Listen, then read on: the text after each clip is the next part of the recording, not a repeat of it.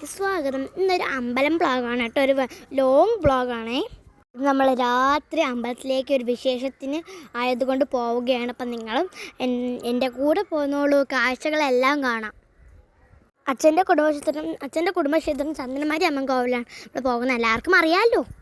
നമ്മുടെ ക്ഷേത്രത്തിൻ്റെ കുറച്ചടുത്ത് മാതൃവൃക്ഷ ചുവട് ഭദ്രഭഗവതി ക്ഷേത്രത്തിൽ നിന്ന് താലപ്പൊലി ഓട എഴുന്നള്ളത്തുണ്ട്. അത് നമ്മുടെ അമ്പലത്തിൽ ആണ്. ഇപ്പോൾ കുറച്ച് വർഷമായിട്ട് അവർക്ക് ഒരുങ്ങാനും ഒക്കെ ഉള്ള സൗകര്യം നമ്മുടെ അമ്പലത്തിൽ വെച്ചാണ് നമ്മൾ കൊടുക്കാറുള്ളത്. 2-3 വർഷം കൊണ്ട് കഴിഞ്ഞ വർഷത്തെയും കാട്ടി അപേക്ഷിച്ച് കുറച്ച് താലപ്പൊലി മാത്രമേ ഉണ്ടായിരുന്നുള്ളൂ. താലപ്പൊലിയും ചമയവിളക്കും ഇവിടെ ഉണ്ട് കേട്ടോ. വെളിയിലാണെങ്കിൽ ഇപ്പോൾ തുടങ്ങാൻ പോകുന്നു എന്നൊക്കെയുള്ള അനൗൺസ്മെൻ്റൊക്കെ നടക്കുന്നുണ്ട്. ഒരുപാട് ലോറികൾ ചെണ്ടകളൊക്കെ കൊണ്ടുവരുന്നുണ്ട്. ചെണ്ടമേളമൊക്കെ ഇപ്പോൾ കൊട്ടിട്ട് നിൽക്കുന്നതാണ്. ഒരുപാട് താലപ്പൊലിക്ക് എല്ലാവരും വീട്ടിൽ നിന്ന് ഒരുങ്ങിയിട്ട് വന്നതാണ്. ഇനി ചമയവിളക്കിനുള്ള ആണുങ്ങളാണ് നിൽക്കുന്നത്. എപ്പോഴും ആ ആണുങ്ങൾ 10-12 വയസ്സായ ആണുങ്ങളാണ് നിൽക്കുന്നത്. അവരെല്ലാം മേക്കപ്പൊക്കെ ചെയ്ത് കഴിഞ്ഞു. ഇപ്പോൾ ഡ്രസ്സൊക്കെ ഡ്രസ്സും കിരീടമൊക്കെ കെട്ടിക്കൊണ്ടിരിക്കുകയാണ്. അതിൻ്റെ ഇടയ്ക്ക് വെച്ച് ഇവിടെ ചെണ്ടമേളമൊക്കെ ഉണ്ട് കേട്ടോ.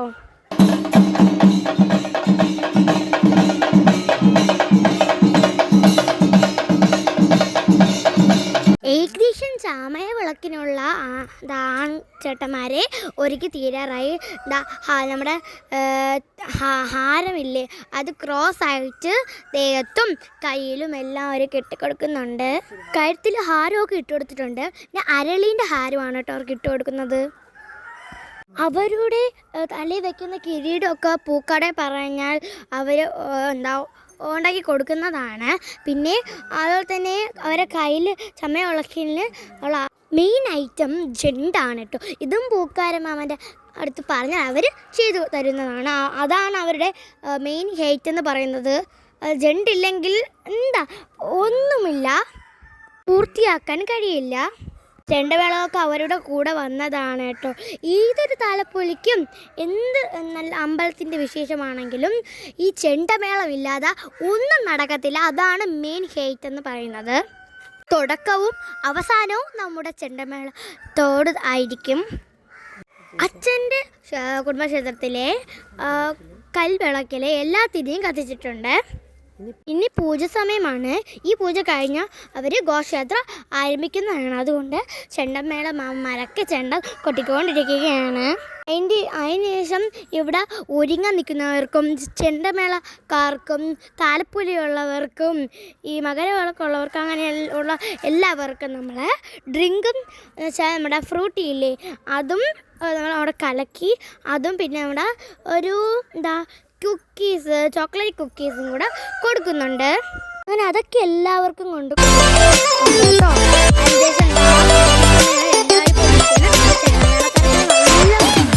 വൃത്തി ചുണ്ടൊക്കെ കൊട്ടിട്ടുണ്ടായിരുന്നു. അതിനുശേഷം അവർ പുറപ്പെട്ടു.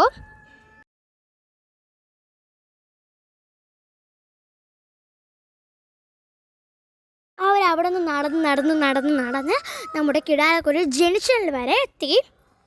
നടന്ന് അമ്പലം വരെ പോകാൻ കുറച്ച് ദൂരമുണ്ട്. അതുകൊണ്ട് അവരോട് ബന്ധുക്കാരൊക്കെ അവർക്ക് കാല് കഴിക്കുമ്പോൾ ഇരിക്കാൻ കസാരയും ആവശ്യത്തിന് വെള്ളമൊക്കെ കൊണ്ട് പിറകെ നടക്കുന്നുണ്ടേ.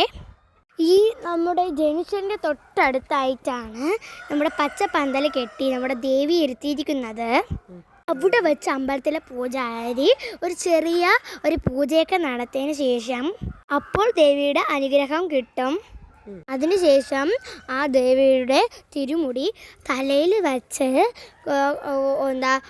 പതുക്കെ കാല് മുന്നോട്ട് വെച്ച് കളിക്കുന്നതാണ് നിങ്ങളിനി കാണാൻ പോകുന്നത്.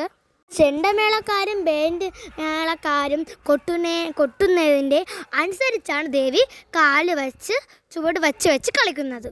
ഈ ഓരോ റൗണ്ട് ഇങ്ങനെ കറങ്ങി കറങ്ങി കളിക്കും. അതിനുശേഷം ചെണ്ടമേളക്കാരുടെ കൂടെ ഇങ്ങനെ കളിച്ച് ചെണ്ടമേളക്കാർ നല്ല സ്പീഡിൽ കൊട്ടുമ്പോൾ ദേവി നല്ല സ്പീഡിൽ ഓട്ടത്തോടെ കളിക്കും കേട്ടോ.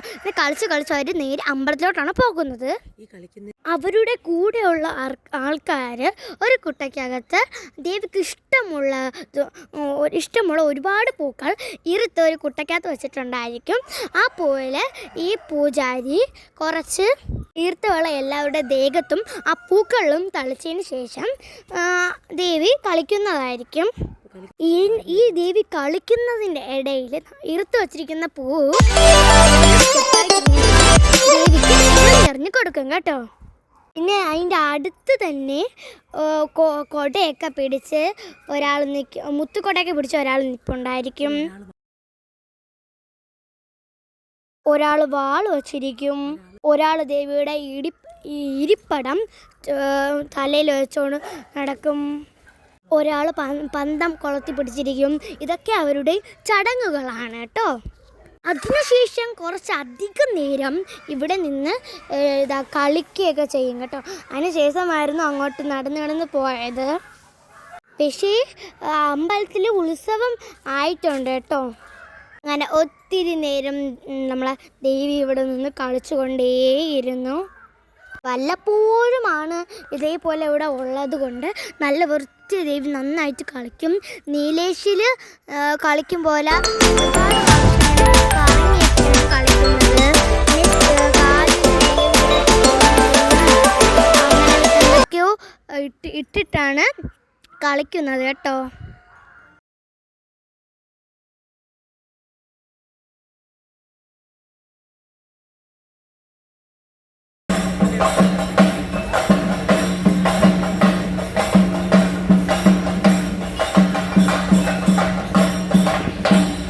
ഇവിടെ ഇങ്ങനത്തെ കാര്യമൊക്കെ ആയതുകൊണ്ട് ഒരുപാട് ബലൂൺസും ഹൈഡ്രജൻ ബലൂൺസും പിന്നെ ലൈറ്റ് കത്തുന്നതും ആനക്കുട്ടിയുടെയും റാബിറ്റിൻ്റെയും ഒരുപാട് ഹൈഡ്രജൻ ബലൂണൊക്കെ ഇവിടെ മാമ്മമാർ ഒത്തിരി വിലയ്ക്ക് കൊടുക്കുന്നുണ്ട്. ഞാനും അച്ഛനും അമ്മയും വാവയും ചേച്ചിമാരും മാമയും എല്ലാവരും വന്നിട്ടുണ്ടായിരുന്നു. അങ്ങനെ അതൊക്കെ കണ്ട് നല്ല രസമുണ്ടായിരുന്നു കേട്ടോ.